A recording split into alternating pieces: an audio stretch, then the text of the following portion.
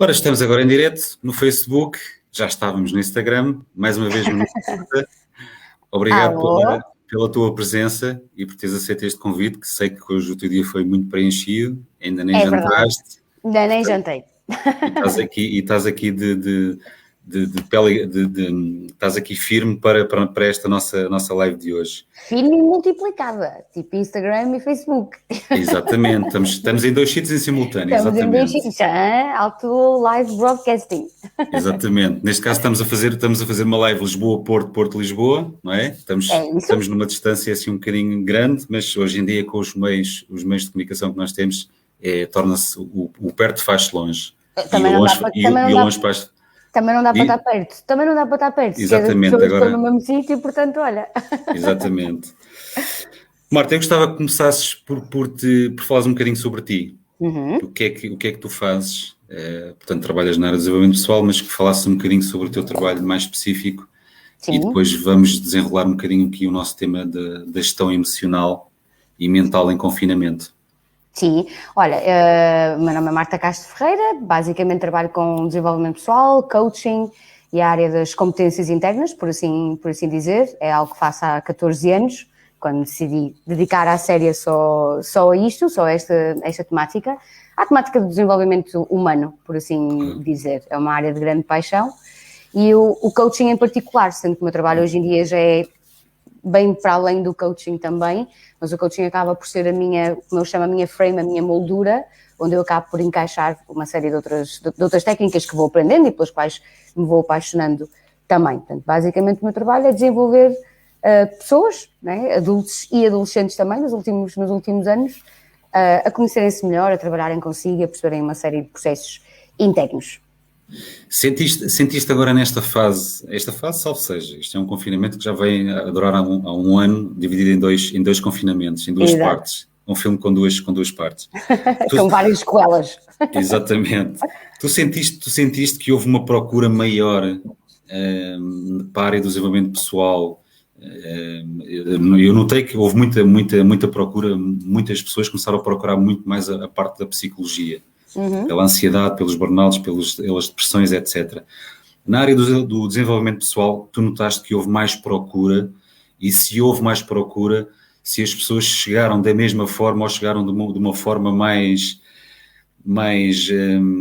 desgastada, chamemos-lhe assim. Olha, eu acho que houve. O meu último ano foi um ano feliz e infelizmente de muito trabalho. Principalmente no primeiro confinamento notou-se imenso, mas a energia era diferente em relação, comparativamente com o sítio onde estamos psicologicamente um ano depois. Claro. E sim, os casos com os quais eu comecei a trabalhar no último ano foram mais graves, também mais pesados, mais sérios, por assim, não é que sejam mais, pronto, mais pesados, acho que é a palavra certa. E se no primeiro confinamento me chegavam muitas pessoas com muita vontade de se reinventarem, de se readaptarem, de fazerem coisas diferentes, serem mais criativas, saírem da caixa, desta vez não. Desta vez começaram a chegar pessoas mais pesadas, com questões mais, como estavas a dizer, ansiedades, ataques de pânico, depressões, pessoas que estão psicologicamente num sítio muito diferente daquilo que há um ano atrás, pelo menos da minha experiência, eu Claro. senti das pessoas. Quais foram os teus maiores desafios que tu tiveste neste ano, no confinamento, desconfinamento? Voltámos novamente ao confinamento e agora estamos a aguardar novamente o desconfinamento. Olha, eu Queres acho que nós partilhar, nunca... por exemplo, um exemplo? O meu maior desafio, eu já vivia uma vida muito confinada, eu trabalho em casa há 14 anos, portanto já estava muito habituada a trabalhar online, sempre trabalhei imenso online. O maior desafio foi mesmo a parte dos cursos, não é? Eu adoro dar formação presencial, adoro dar formação em sala e tive que me readaptar a isso tudo e aprender a dominar o Zoom e hoje, um ano depois já vomito Zoom por todo lado, mas naquela altura tive que andar a ter uma espécie de aulas de Zoom e a perceber como é que aquilo funcionava, por assim dizer. Portanto, acho que esse foi o maior desafio do primeiro confinamento, quando isto começou, foi gerir o volume de trabalho. Era muita coisa, era muita gente, não só tipo clientes e alunos, mas mesmo também pessoas, colegas, amigos, antigos clientes, que às vezes estão a precisar de falar com alguém que os ajude um bocadinho a aterrar e a pôr a cabeça no sítio, não é? E a pôr as emoções no sítio para poderem gerir com uma novidade que todos estávamos a passar na altura. Então acho que no primeiro confinamento o meu maior desafio, além de eu própria me adaptar o mais rapidamente possível a uma nova linguagem, não é? Que eu já estava um bocadinho habituada ao online, mas à parte, como eu estava a explicar, mais dos cursos, mais da formação, foi mesmo gerir todo o volume de estímulo que havia à minha volta. Era o telefone sempre a tocar, era mensagens sempre a caírem, era muita gente a precisar desabafar, muita gente a precisar de falar, então para mim foi ter tempo que, ok, no meio desta confusão toda, como é que eu ajudo, mas ao mesmo tempo também não me perco de mim e também não perco a minha própria sanidade mental ao tentar ajudar os outros. Acho que foi assim o meu maior desafio. Nesse período houve algum pico em que tu sentiste que estavas a perder um bocado o controle sobre ti própria? Porque sim. Pelo facto de estás a ajudar imensa gente, nós chegamos a uma altura que o nosso desgaste também, trabalhando com pessoas, não é? O nosso desgaste chega a uma altura que nós queremos ajudar mais 1, mais 2, mais 3, mais 4, mais 5 e o nosso limite começa-nos a avisar. E eu gostava de saber se tu chegaste a esse limite e como é que tu conseguiste contornar isso ou como é que conseguiste identificar e contornar? Olha, eu vim de um ano de 2019 que foi um ano muito mau para mim. Não profissionalmente, mas internamente foi o pior ano que alguma vez vivi. Então 2020 pareceu-me tipo, uma lufada de ar fresco comparado com o que eu tinha vivido em 2019. E então, por acaso, eu até acho que foi uma sincronicidade gira, não é? Estava mais preparada para isso. Por acaso, senti que em 2020 estava na energia certa para lidar com aquilo que estava pela frente, então ganhei muita motivação com isso. Eu tenho uma coisa, talvez venha da minha energia escorpiónica, eu, nos maus momentos e nas crises, é quando eu, tipo, renasço. Não sei, há ali uma energia qualquer e um poder qualquer que me faz acordar um bocado e assumir o papel que eu quero que seja o meu, que é poder contribuir para uma diferença na vida das pessoas. E então, no primeiro confinamento não senti isso. Pelo contrário, estava cheia de energia, foi difícil gerir o excesso de energia com que eu estava na altura. Estava uma pilha, literalmente, lembro-me mesmo, estava uma pilha, passava o dia todo era uma coisa muito estranha, mas estava super, tipo, motivada, bora lá ajudar, bora lá ultrapassar isto da melhor forma possível. Um ano depois, obviamente, já não se está no mesmo sítio, não é? Não se consegue manter esse nível energético durante o ano. A nível, falaste aí numa palavra que anda tudo à volta desta palavra, que são emoções. Uhum. O que é que tu aconselhas para quem está a ouvir para conseguir manter uma vida equilibrada emocional e mental nesta fase? Uhum. Porque há muitas pessoas que dobraram o trabalho, há outras que perderam o trabalho, há umas que estão em vias de perder uma casa, portanto há N pessoas em situações das mais variadas. Como é que tu, no teu caso, o que é que tu propunhas a quem está a ouvir?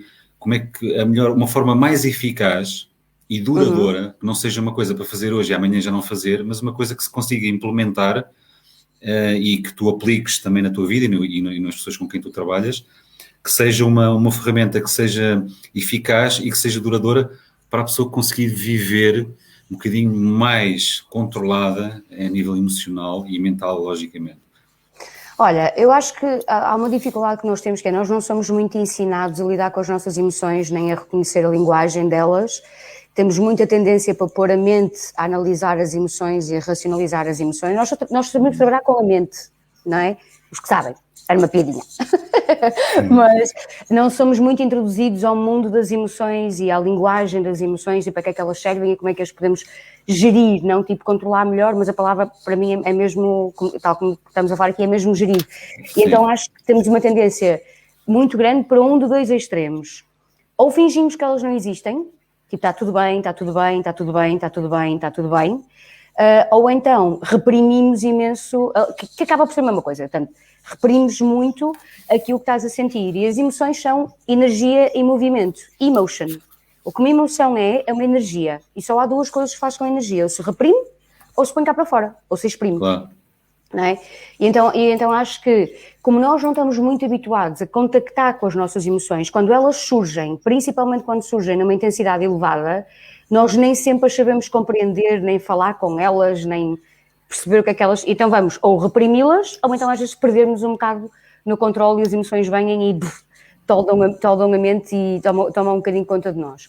Eu acho que, sem dúvida alguma, uma coisa que as pessoas têm que começar a perceber é que precisam pedir ajuda e que não há receio nenhum em pedir ajuda. E às vezes a ajuda pode ser tão simples como os ouvirem.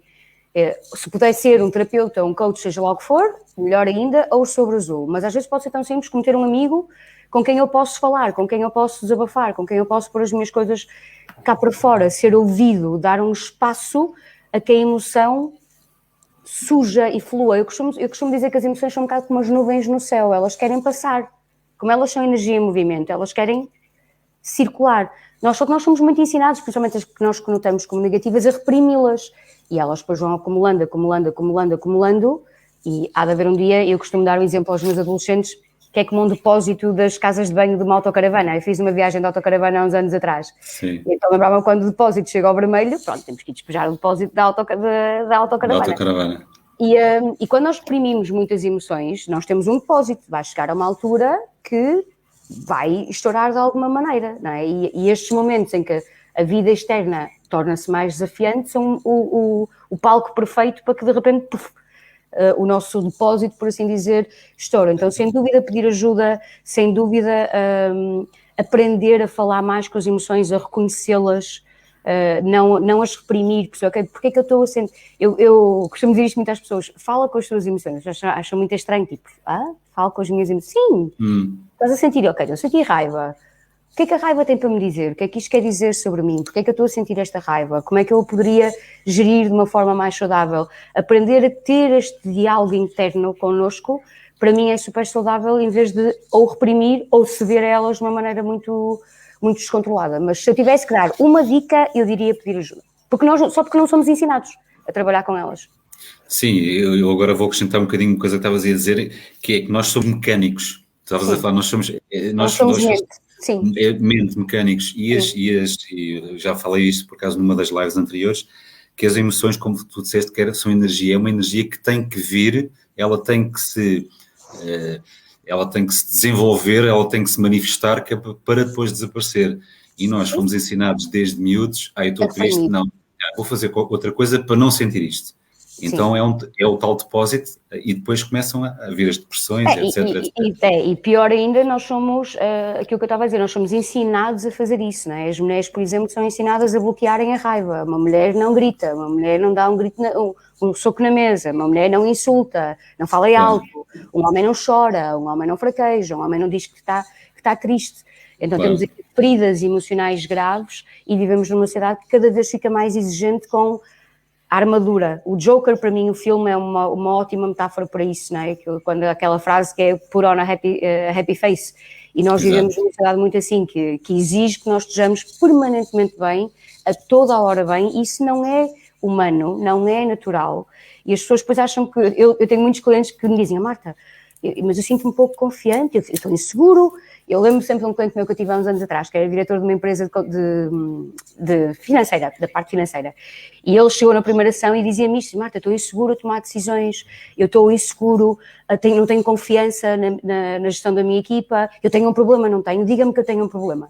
E eu lembro-me de ter respondido, eu acho que o seu problema é só ser um ser humano. Mas como nós criamos essa ideia de que temos de estar sempre bem, a toda a hora, sobre tudo... Claro. Mesmo dentro do desenvolvimento pessoal, atenção, mesmo dentro da minha área, mesmo dentro da área do coaching, há muito isso, eu costumo chamar o desenvolvimento pessoal fast food, estou sempre bem, sempre positivo, sempre para a frente, e a vida não é assim, nada é assim, os seres humanos não são assim, a vida é mais como as ondas do mar, tem bons dias, maus dias, e nós temos que aprender a navegar nessas ondas e não dizer que as ondas não existem. Aliás, a área do desenvolvimento pessoal é uma área que tem que se mergulhar bem fundo para conhecermos realmente quem nós somos. E por vezes dói. Aliás, dói muitas muito. vezes dói. E dói. Por isso é que a maior parte das pessoas não o faz, é porque dói muito. Pronto. Mas quando começa a doer, é quando começa a volta, a dar-se a reviravolta na vida das pessoas. E isso é isso que falaste de procurar ajuda. Sim, aquela coisa do que arde cura. Eu lutei muito contra isso, mas o que arde cura. Bem orientado e com boa ajuda. Não é arder por arder. Todos nós viemos cá para evoluir e para tornarmos cada vez melhores. Portanto, é ir um bocadinho lá abaixo e fundo que nós realmente conseguimos conhecermos melhor, ultrapassar os desafios pessoais, porque eu costumo dizer, os desafios profissionais começam na vida pessoal, ponto. Isto é a minha opinião e eu acredito cada vez mais que é assim. Sim, nós somos um ser humano antes de sermos um ser profissional, não é? Exatamente. Está tudo interligado. Exatamente. Não dá para separar propriamente assim as coisas. Ok, então uma proposta, estávamos a falar aqui de emoções, estavas a falar de uma proposta para as pessoas ultrapassar estes desafios que têm. Portanto, dizes que é pedir ajuda. E o ajuda, conforme estavas a dizer, pode ser um simples telefonema, pode ser uma conversa comigo, pode ser... Sem dúvida, mas não guardares para ti, não ficares nesse estado sozinho, isolado, muito para dentro, só vai piorar, portanto aprendes a verbalizar, nem que seja pedir ajuda, que é uma coisa que as pessoas têm alta resistência a fazer. Claro. E muitas vezes é vergonha. Eu sou forte, eu não preciso, eu sou forte, eu não preciso, eu sou forte e tal. No entanto, aquilo tem lá uma série já de emoções reprimidas, quando se vai abrir, aquilo salta ali uma série de coisas. Foco. O que é para ti o foco aqui nesta fase? O que é importante? O quão importante é o foco nesta fase que nós estamos a viver? Olha, para mim é bastante importante. Eu gosto da palavra foco e eu gosto da palavra centrado ou centrada. E para mim estar centrada tem sido das coisas mais importantes dos meus últimos 2 anos. Cada vez permitir com que menos coisas me descentrem, me tirem do meu centro, me tirem do meu foco. Na linguagem mais do coaching, né? Às vezes estamos muito habituados a olhar para um foco externo, para um objetivo ou algo externo, mas o foco pode ser interno, pode ser estar, lá está, centrada, como eu estava a dizer. Qual é que tem sido o meu foco? Foi isso que me perguntaste?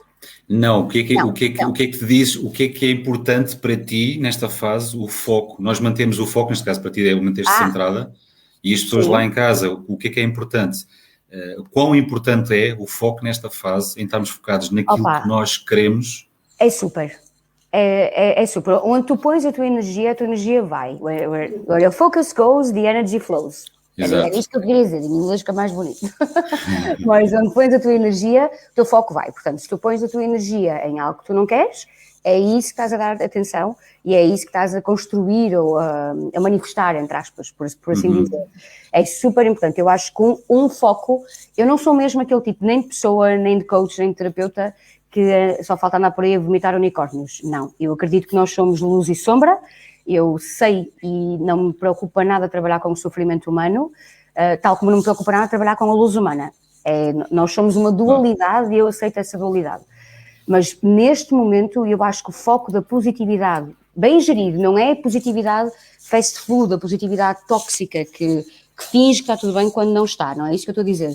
Claro. Mas, de facto, há uma coisa que eu sei, o pensamento negativo não ajuda em nada. Pensar positivo por si só não resolve, não é? Claro.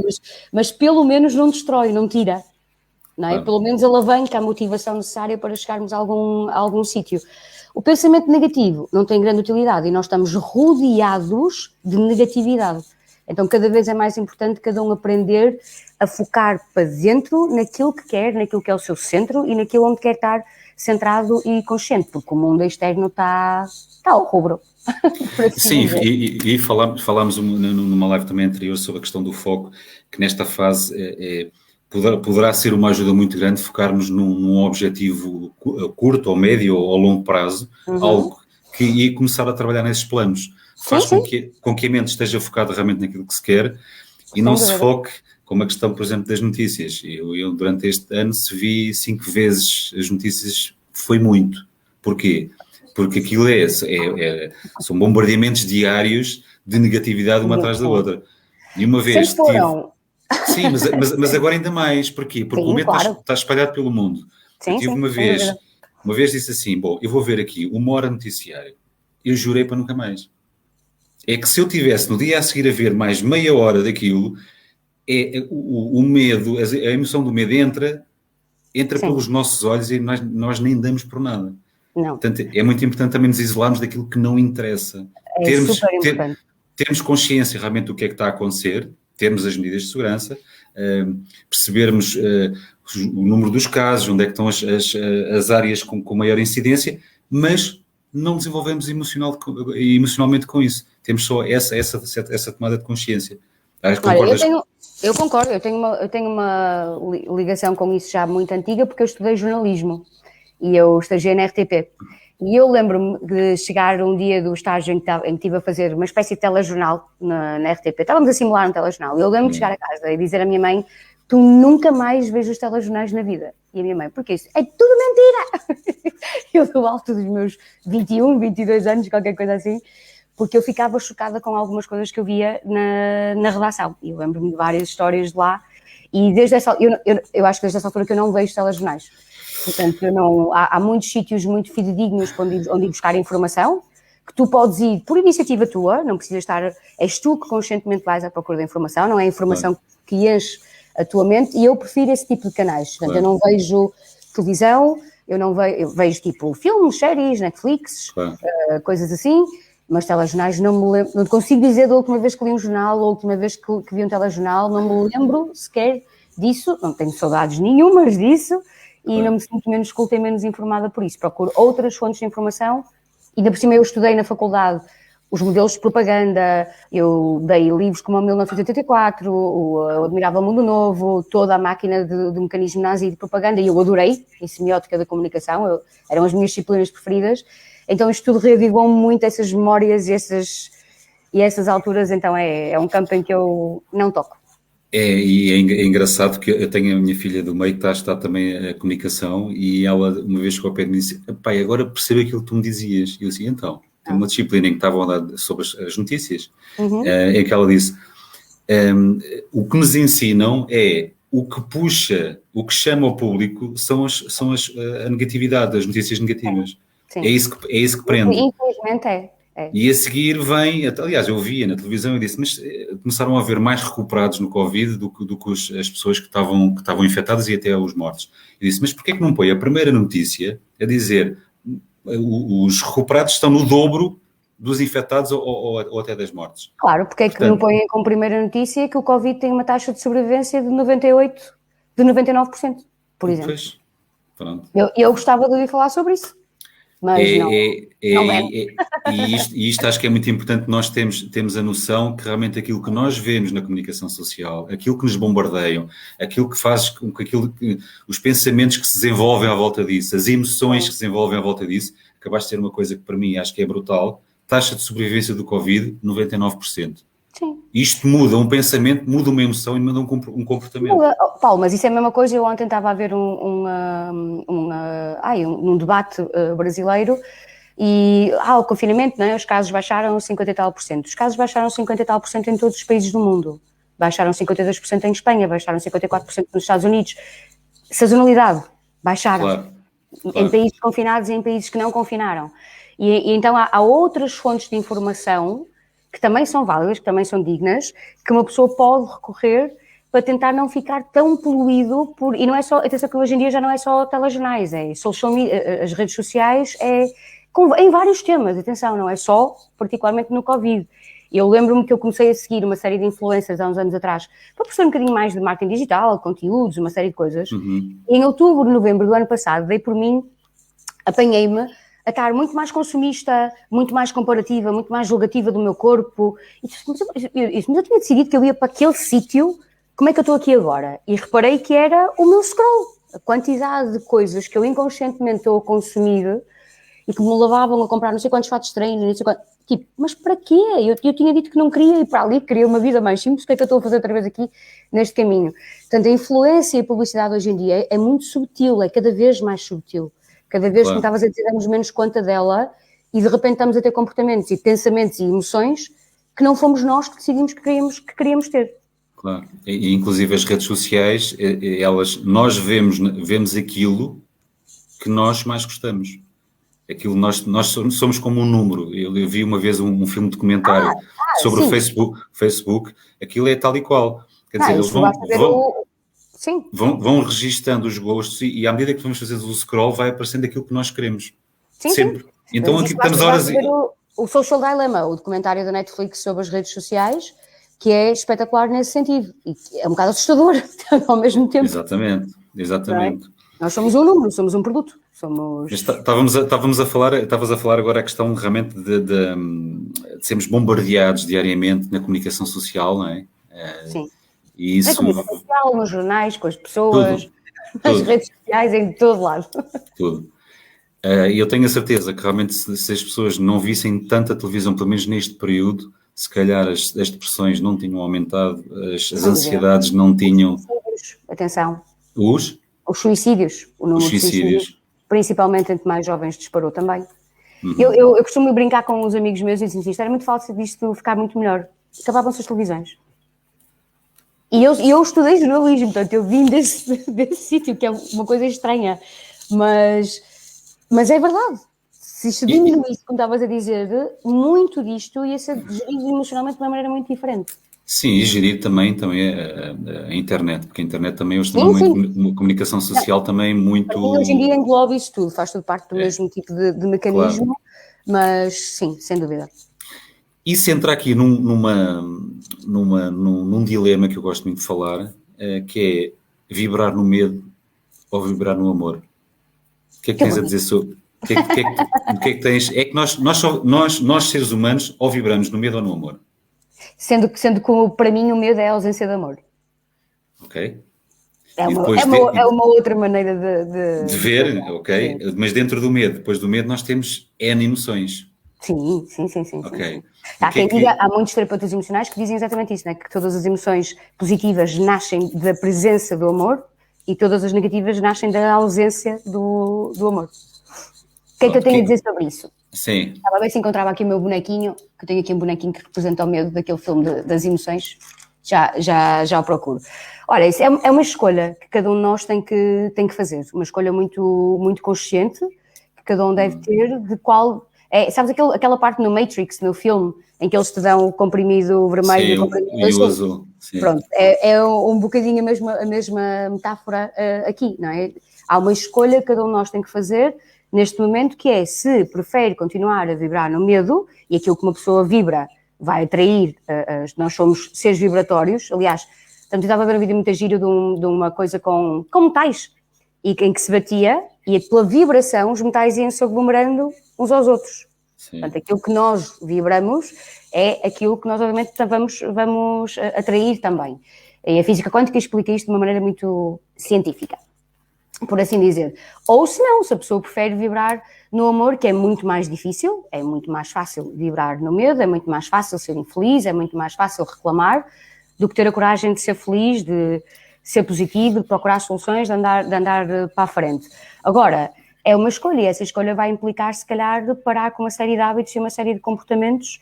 O medo como emoção primária, no sentido da sobrevivência, é uma ótima emoção.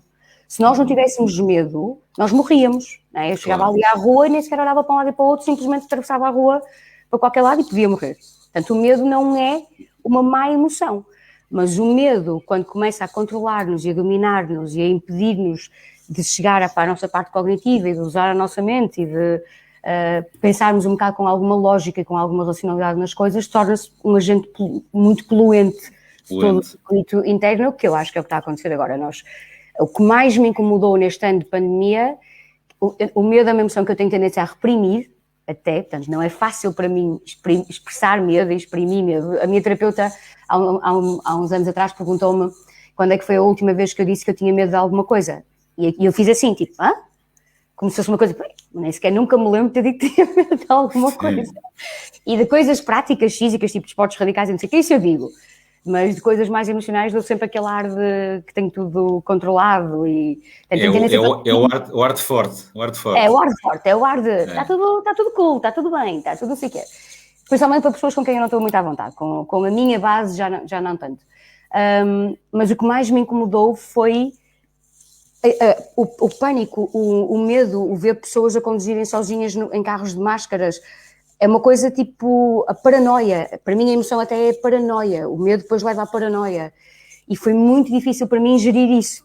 Por exemplo, gerir o que estava a acontecer na escola da minha filha, que é uma miúda muito estruturada, muito estável, mas que tinha que levar com a paranoia de não sei quantas outras pessoas em cima. E foi sem dúvida a emoção mais difícil de gerir, porque eu não gosto de vibrar no medo, às vezes até é um exagero, como estava a dizer, claro. Eu tenho tendência para o reprimir, e tenho estado a tentar isso, mas é uma emoção que me é muito, muito desconfortável, tipo, o que é isto? Foi o que eu mais me interroguei, o que é que estamos todos a enlouquecer de um momento para o outro, e acho que cada um tem que fazer uma escolha muito consciente, se ajuda e se está a funcionar para si, vibrar no medo ou vibrar no amor. Quando eu digo amor, estou a dizer positividade, fé, confiança, uma série de emoções que vêm daí. E agora pegando nisso, na vibração do medo ou amor, para aquilo que eu acredito, nós somos seres energéticos, o medo, vamos imaginar se só meia dúzia ou metade do país vibrasse no medo, é uma coisa, nós estamos o mundo inteiro esse é o problema, exatamente. E como é que este se desenvolveu só através dessa vibração do medo a nível mundial, ele propaga-se de uma forma astronómica. E as pessoas não têm essa consciência. Sim, a questão é essa, não é? Que isto não é uma coisa que é na tua cidade, ou no teu país, ou no teu grupo de amigos, ou na tua família, é geral. Sim, é geral, é mundial. É mundial, então, tanta gente a vibrar, e já agora, para quem acha estranho estarmos aqui a falar de vibrar e não sei o quê, isto é muito fácil de explicar, não é? Nós somos energia, e o nosso campo eletromagnético é feito através das nossas emoções e pensamentos que cada emoção que sentimos tem uma carga elétrica medível. Portanto, malta da física quântica vão ler e investigar. E há aquilo que chamam de emoções elevadas, ou seja, que têm altas cargas elétricas, logo fortalecem o nosso campo eletromagnético, que fortalece o nosso corpo físico, e depois há as emoções que têm menor carga elétrica. O medo é uma das mais baixas, que obviamente não fortalecem o nosso campo eletromagnético, que depois não fortalecem o nosso sistema imunitário, porque não protegem com a mesma intensidade o nosso corpo físico, por assim dizer.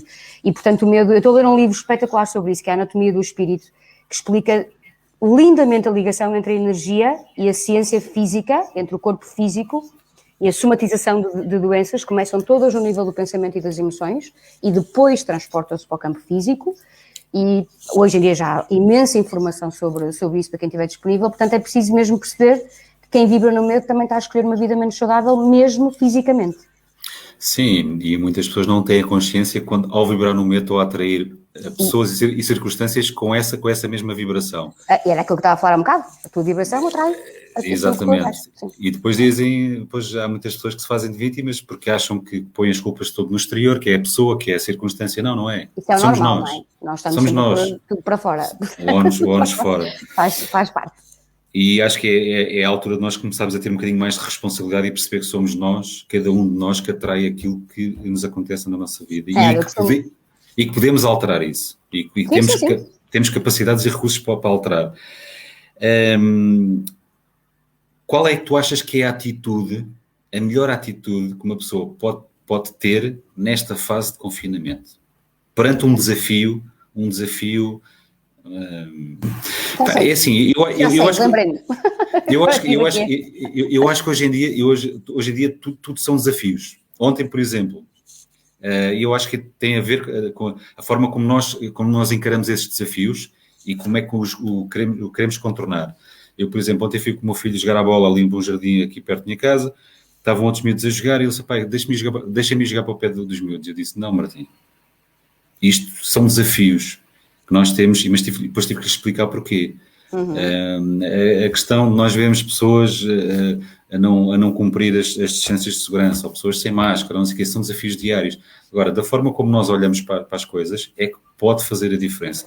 E nos responsabilizarmos também por dar o nosso melhor e para também ajudar as outras pessoas. Mas estavas a dizer que tinhas-te lembrado de um caso...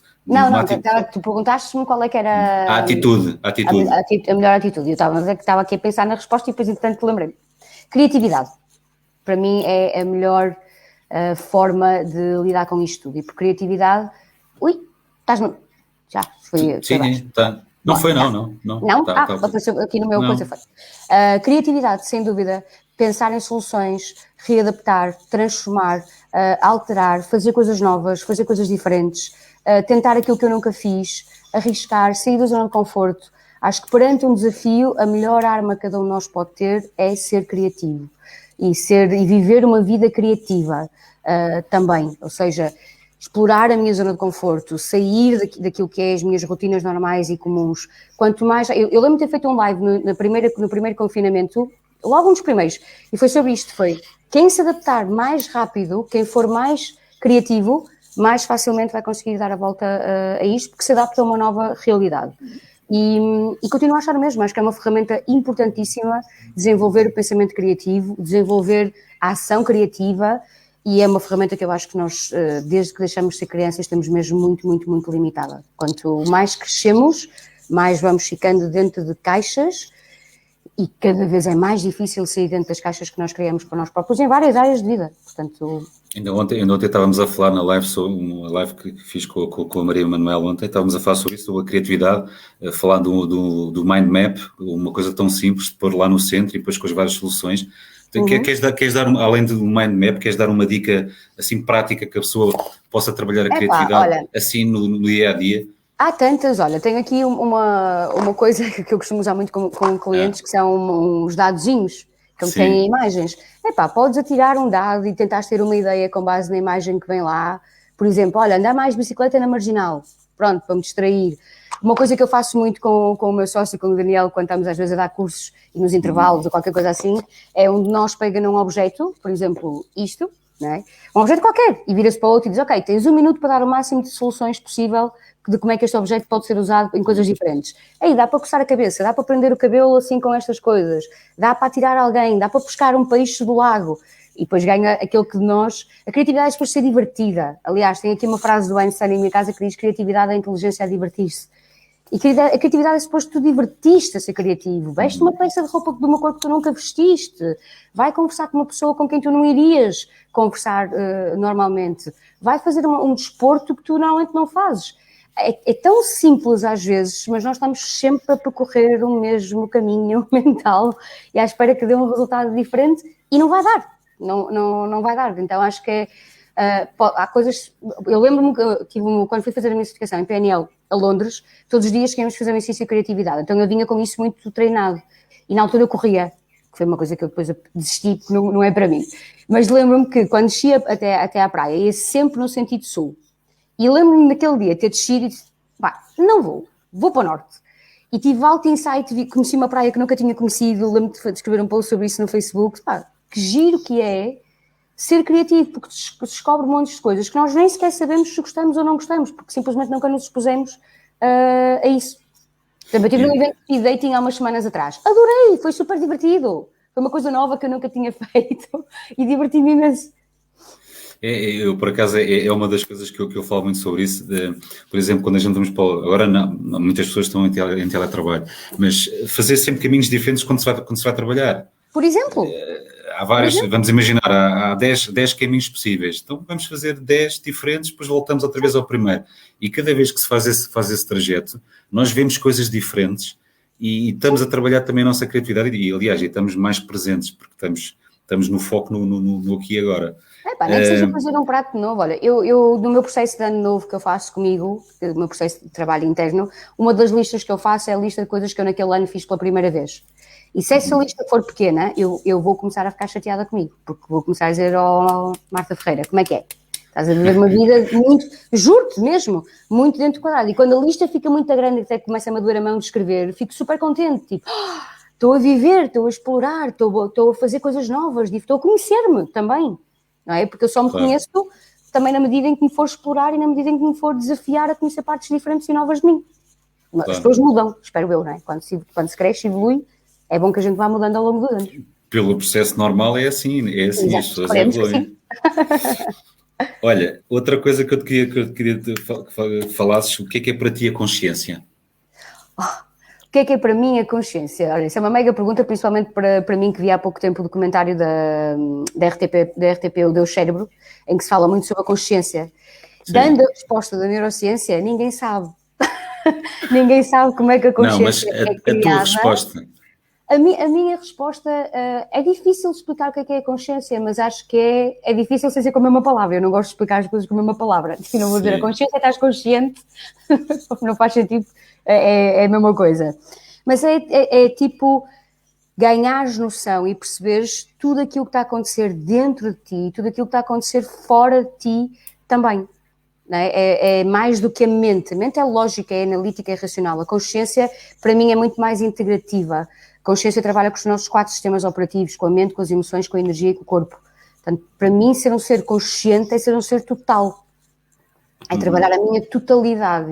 E a totalidade, para mim, envolve essas 4 dimensões, aquilo que eu chamo os 4 sistemas operativos que todos nós temos. Não sei se respondi assim muito bem à pergunta, mas olha, assim... Não é, não é uma pergunta, nós queremos saber a tua opinião, porque temos falado aqui muito nestas lives que o facto de nós conseguirmos viver mais conscientes no dia-a-dia hoje em dia, principalmente nesta altura de confinamento, permite-nos tomar consciência dos pensamentos que estamos a ter e eliminá-los e ir buscar aquilo... Das emoções que estamos a sentir, da vibração que estamos a emitir, do que estamos a fazer do ponto de vista do comportamento, portanto, essa integração desses 4 usos. É a diferença entre, por exemplo, eu dar um gole de água, não é? Estou aqui a falar contigo e continuo a falar, ou eu dar um gole de água em que eu paro e eu olho para a água e sentes o sabor da água. Realmente saboreio a água, não é? Numa forma estou a tomá-la de uma maneira inconsciente. Da outra, estou a tentar fazê-la de uma maneira mais consciente. Uma vez fiz isto com chá, num curso de meditação budista, e adorei, já agora. A experiência de comer alimentos e de sentir as coisas mesmo com total... Olha, presença. Para mim, consciência é presença. Era isto que eu queria dizer. Veio agora. Chegou com delay. Essa questão de estavas a falar de nós estarmos conscientes daquilo que comemos, do ar que respiramos, etc, é estar no aqui e agora, é a presença, estar no aqui e agora, exatamente. Para mim tem muito a ver com presença, que estás presente, estás cá. Sim, como a nossa mente é atualmente, eu chamo a mente macaco. Está sempre a mil a hora, não é?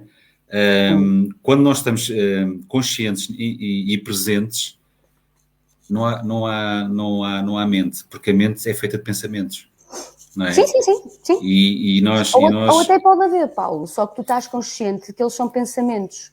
Uma coisa que eu explico aos meus alunos do e-coach, nós trabalhamos sobre os 4 sistemas operativos, é não nos identificarmos nem com a nossa mente, ou seja, com os nossos pensamentos, nem com as nossas emoções, nem com o nosso corpo, ou com os nossos comportamentos. Nós somos uma espécie de comandante de consciência que observa a consciência nesses 4 sistemas. Mas eu não sou as minhas emoções, eu não sou os meus pensamentos, e eu não sou o meu corpo. Eu sou a pessoa que comanda, a minha consciência é a consciência que comanda esses 4 sistemas. Entrávamos agora por um campo que eu adoro, que era a consciência infinita, mas pronto, estávamos aqui até de manhã a falar. Olha, que depois não tenho bateria. Porque eu acho que... dois aparelhos, fico sem bateria.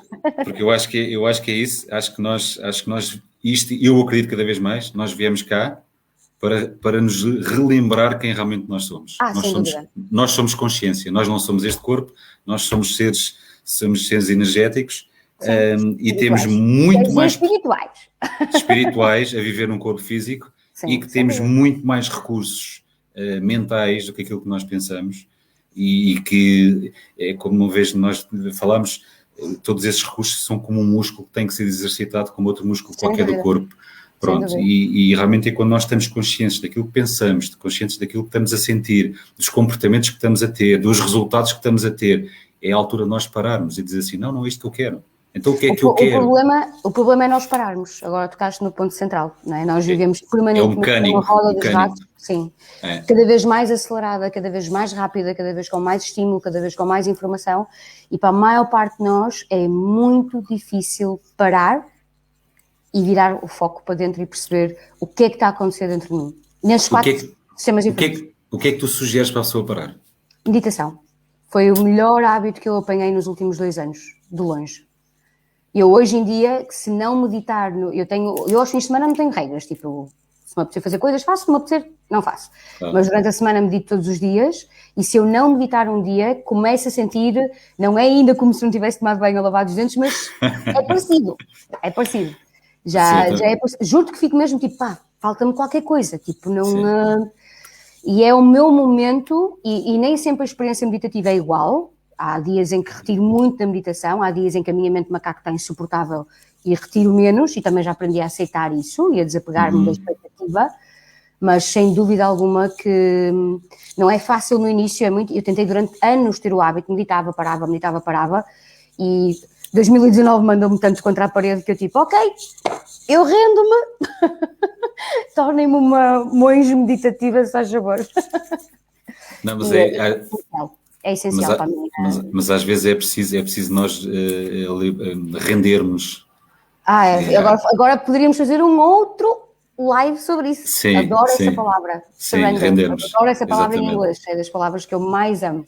Mais do que confiar, render. É que nós estamos uma vida inteira a resistir às coisas que a vida nos coloca. E depois confundimos, porque depois achamos que render é desligar. Sim. E não tem nada a ver. Rendição é um estado de total presença, mas em que eu aceito a co-criação de tudo. Agora tu estava de existencialista, Paulo, tocaste aqui no meu botão espiritual. É deixar fluir o caminho normal que a vida leva. É fazer a tua parte e depois estás receptiva àquilo que a vida também tem para ti. Exatamente. E aprendes que a vida também tem planos para ti, que tu és um ser co-criador e não um ser só criador. Exatamente. E nesse sentido o coaching é incompleto para mim, por isso é que a minha área, por isso é que tenho explorado outras coisas complementares ao coaching também. O coaching na sua tradição, não é? Na sua tradicional. Claro. Achas que nos maiores desafios existem, ou está do outro lado dos maiores desafios, estão os maiores sucessos? Sim. De certa maneira, sim. Eu acho que as crises são uma ótima oportunidade para tu descobrires montes de potencial que tu não sabes que tens. Se tu aceitares esse jogo, se tu aceitares esse convite. Infelizmente há muita gente que não aceita, mas sem sombra de dúvidas. Para mim, eu sei que parece estranho dizer isto, mas eu adoro. Eu adoro, porque cada vez... Eu já te falei de 2019, foi horrível, mas em tantos aspectos foi o melhor que me podia ter acontecido. Porque a Marta que eu resgatei das cinzas e voltei a reestruturar e voltei a criar, estou muito mais apaixonada por essa Marta do que pela Marta de 2018. E eu acho que quando tu vives a vida em permanente evolução, a tua evolução, que não é comparada com a de ninguém, a tua evolução, aquilo que evolução é para ti, não há grande rancor sobre as crises, sobre os maus momentos, porque tudo isso fez parte de quem tu és. E eu acho que a solução, uma das soluções para o mundo, é cada um de nós se apaixonar por si. Porque no dia em que isso acontece, tu fazes as pazes com tudo o que te aconteceu. Porque tudo o que te aconteceu contribuiu para a pessoa que tu és hoje. E eu, peço desculpa a arrogância, podem criticar à vontade, eu adoro-me. E eu adorar-me não quer dizer que os outros todos podem adorar também, porque todos podem adorar também e devem. Mas no dia em que me apaixonei por mim, fiz as pazes com muita coisa mesmo. Sim, isso é uma coisa que a maior parte das pessoas não tem, que é amor próprio. Ninguém nos ensina, Paulo. Eu sei disso. As pessoas não sabem. Não sabem fazer. E tu sabes disso, não é? Os clientes chegam até nós, eu quero, mas eu não sei. Porque infelizmente ensinam-nos tanta coisa, umas úteis, outras menos úteis, mas ninguém nos ensina a raiz, na minha opinião, a raiz e a gênese de tudo, que é amor próprio. Exatamente. Aprender Exatamente, esta que estavas a falar dos meus desafios, eu acho que já toda a gente passou por isso. Quando nós temos um grande desafio, se calhar 1 ano ou 2 anos mais tarde, ou alguns meses mais tarde, nós olhamos para trás e foi o melhor que me aconteceu. Mas na altura, nós dizemos, mas eu não mereço isto. Porquê? Porque nós ainda não temos aquela questão de nos responsabilizarmos pelo aquilo que nos aconteceu. Sim, eu ia dizer que dizemos isto quando não estamos, mais uma vez, tocamos no tema da consciência e da presença, não é? Eu lembro-me que em 2019, mesmo quando eu não percebia muito bem porque é que aquilo me estava a acontecer, para mim não é uma questão, eu sei que eu não mereço, sei que há lições, às vezes eu ganho, às vezes eu aprendo, e se eu puder aprender, quando eu aprendo quando ganho ou quando perco, entre aspas, mas se tu conseguir, eu acho que é super humano desabafar, estar perdido, chorar, passei muito por isso a vida toda e de voltar a passar, a vida é cíclica e de voltar a estar aí, mas assim que essas emoções acalmam, se eu conseguir ir à procura da aprendizagem, o que é que eu posso retirar daqui, como é que eu posso crescer, como é que eu posso evoluir, acho que é mais fácil e mais rápido fazer as pazes, mesmo enquanto estás a viver nisso no momento. Agora, envolve isso, estás a dizer, envolve estar em causa, envolve perceberes que tu és responsável por tudo aquilo que tu tens e tudo aquilo que tu não tens na tua vida neste momento. Que é uma ótima notícia, porque recuperas o teu poder pessoal, porque se tu estás a causar algo, então tu podes causar algo diferente, é uma escolha. Claro. Se alguém fora de ti está a causar algo, então aí não tens grande escolha, porque tu não podes mudar o teu exterior ou as outras pessoas, só podes mudar a ti próprio. Claro, exatamente. E quando nós nos mudamos a nós próprios, por isso é que existe o desenvolvimento pessoal, quando nós desenvolvemos a nós próprios, o exterior também muda. Claro, porque vem de nós. Exatamente. Claro que sim. Vou-te colocar aqui uma última questão, que eu gosto também muito, que é ser e depois ter. O que é isto para ti?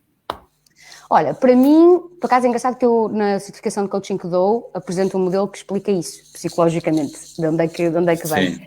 Para mim tem a ver com sustentabilidade e insustentabilidade dos teus processos internos. Quando tu és algo, significa que tu estás a ser a causa do teu exterior. Quando tu tens algo, significa que o teu exterior está-te a dar esse resultado. Percebes? Uhum. Ui, peraí, que apareceu-me aqui a coisinha da bateria. Então é muito mais insustentável. A vida dá-te, mas a vida também te pode tirar. Tal como te deu, pode tirar. Claro. Enquanto que, quando é teu, quando tu te tornaste essa pessoa, o processo é muito mais sustentável. Há uma diferença entre ter autoconfiança e ser autoconfiante. Ter abundância e ser abundante. Mas para mim tem a ver com a profundidade, tem a ver com a sustentabilidade, quanto é que isto foi construído por ti ou quanto é que isto o teu exterior te deu. Um exemplo que eu gosto de dar é aquela coisa das lotarias. A maior parte das pessoas que ganham a lotaria ou Euromilhões, no espaço de 2 anos, acaba por perder o dinheiro que ganhou. Porquê? Tiveram dinheiro, mas não se tornaram seres abundantes. Ou seja, não necessariamente o meu sistema de valores, o meu sistema de crenças, as minhas emoções mudaram. Mudou o meu comportamento. Deram-me dinheiro e eu passei a ter comportamentos diferentes. Mas isso não quer dizer que todo o meu sistema interno, valores, crenças, emoções, comportamentos, mudou. Claro. Então acho que essa é a grande diferença. Quanto é que tu estás no controle do teu barco, da tua nave, como eu chamei há pouco, quanto é que é a vida que te leva por aí. Claro. Marta, para terminarmos, o que é que uma dica que tu gostasses de deixar e que fosse útil para as pessoas que nos estão a ver? Uma dica para esta fase? Sim, para esta fase de confinamento. Olha, vai-te parecer estranho, mas uma técnica que eu aprendi sobre relacionamentos, mas que eu tenho usado muito e tenho aconselhado muita gente a usar, chama-se scuba diving, que é aprenderes a fazer mergulho e susteres a respiração. Nos piores momentos, lembra-te que é uma onda que estás a passar e que às vezes podes estar debaixo da onda, mas tu vais voltar acima e vais voltar a respirar. Então lembra-te de, sem entrar em desespero, sem entrar em paranoia, de... Sabe aquela coisa que se faz assim? Podem fazer esse gesto. Sim. Scuba diving, aguenta, faz mergulho, vai passar. Vai passar. Okay. Pode não ser no teu timing, pode não ser no meu timing, pode não ser no timing que se tinha idealizado, Fónix, mas vai passar. Mantenha fé, mantenha confiança e sustenha a respiração o máximo que possas nos maus momentos, que há de voltar a vir cá acima a respirar. Eu sei que parece uma coisa simples, mas tem-me ajudado imenso e tem ajudado muitas pessoas a... Um mau dia não é uma má vida. Um mau ano não é uma má vida. Uma má semana não é uma má vida. Mantém isso na tua cabeça. Aliás, são os momentos menos fáceis, são nos momentos menos fáceis que nós crescemos cada vez mais e nos tornamos melhores pessoas e melhores seres humanos. Sim. Temos é que perceber, como disseste há pouco, perceber o que é que, qual é a aprendizagem que está aí. Qual é a mensagem, exatamente. É a mensagem que a vida nos traz. Exatamente. Marta, muito obrigado De nada, obrigada por estas eu, dicas. Paulinho, sempre à vontade. E espero que esteja tudo bem e que a gente saia rapidamente deste confinamento. Olha, espero que o próximo live que a gente faça não haja confinamento e a gente fale coisas mais positivas ou divertidas. Aliás, sobre diversão, são os meus temas preferidos. Marta, mais uma vez, obrigado e tudo bom para ti, está bem? De nada, para ti também e para a malta que está a ver. Beijinho, obrigado. Obrigada, beijinho. Obrigado.